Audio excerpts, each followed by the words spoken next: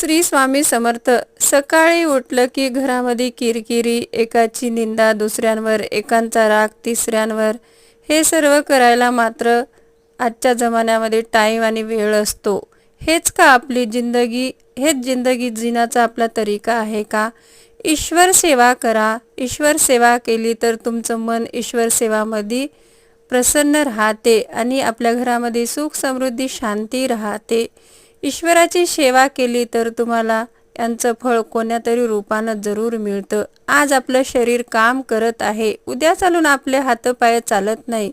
बिमार पडलं तर कुणाची चाडी चुगली निंदी आपल्यासोबत येत नाही, फक्त आपल्यासोबत येते ईश्वराची केलेली भक्ती आणि पुण्य.